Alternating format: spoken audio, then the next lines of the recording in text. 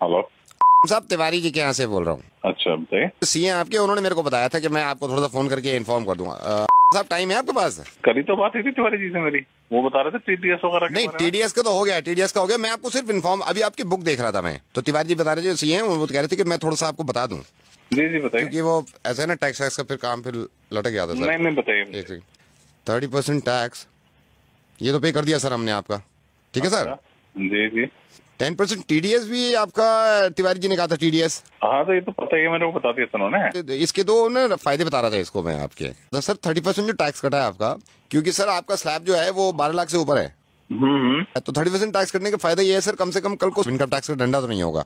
और जो सही है, ये 10% टीडीएस भी आपने इसलिए काटा कि कल को आपको कोई प्रॉब्लम ना हो, ठीक है ना। तो सर ये दो फायदे हो गए, मतलब इनकम टैक्स के डंडे से बच गए, दूसरा ये टीडीएस के भी डंडे से बच गए।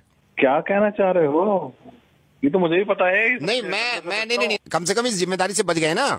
क्या कह रहे हो यार? सर मैं ये कह रहा हूँ, ये देने के बाद आपके ऊपर से जिम्मेदारी हट गई, आप कल को पागल है कि एक ही बात 30% को पकड़ लिया तूने? मेरे को पता नहीं है ये बात। ये तो पता है सर आपको।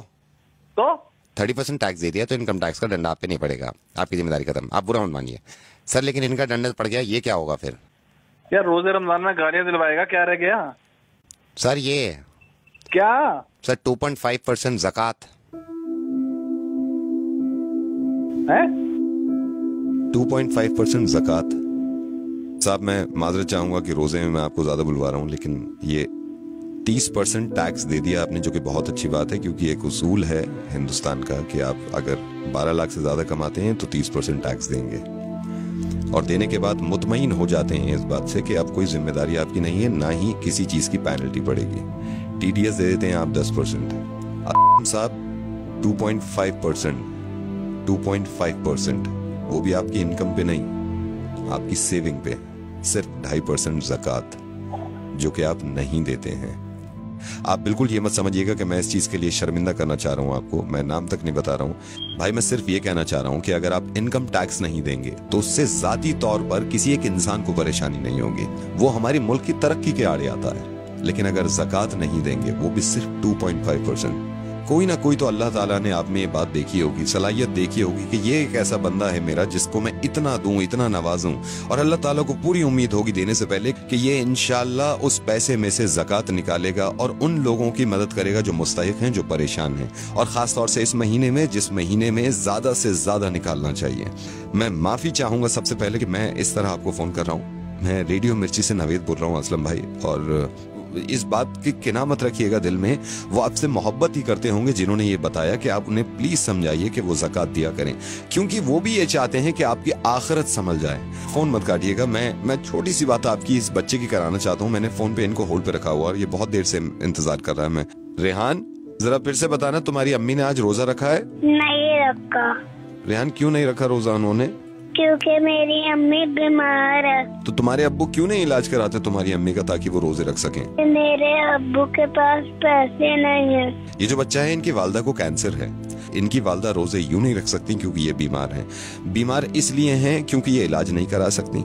इलाज ये इसलिए नहीं करा रही क्योंकि इनके पास पैसे नहीं है। पैसे इसलिए नहीं है इनके पास भाई क्योंकि हम ज़कात नहीं देते हैं। बहुत मुमकिन था ये कि हम हॉस्पिटल के बाहर अपनी वालदा के साथ बीमार पड़े होते और हम इंतजार कर रहे होते कि कोई ज़कात दे, और इनके वालिद यहां बैठे होते जहां पे आप हैं, और ये अगर ज़कात ना देते और हम तक ना पहुंचती तो कैसा लगता?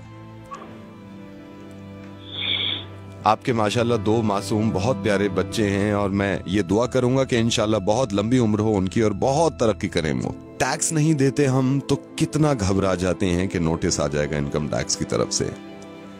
ज़कात नहीं देते हम तो जिसकी माफी नहीं है और उस नोटिस का कोई बदल नहीं होगा। मैं ये नहीं कह रहा हूं कि आप किसको दें, आप जिसको सही समझे, जिसको लगे कि मुस्तहिक है, उसको ज़कात दीजिए। इंशाअल्लाह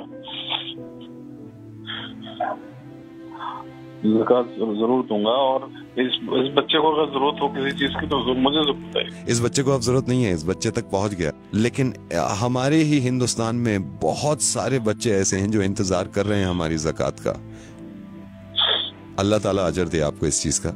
आपने अपनी जिम्मेदारी पूरी करी, एक जिम्मेदारी आपकी बन जाती है। ये जो आपने सुना है इस चीज को दूसरों तक पहुंचाइएगा और यकीन मानिए इस बात का कि इतने अच्छे कौम में लोग हैं, उनके दिल इतने अच्छे हैं, कहीं ना कहीं वो या तो भूल जाते हैं या थोड़ा सा मिसगाइड हो जाते हैं। इंशाल्लाह जरूर लोग एक दूसरे की मदद करेंगे और ज़कात निकालेंगे। मैं इंशाल्लाह फिर आपसे बात करूंगा। अल्लाह हाफिज।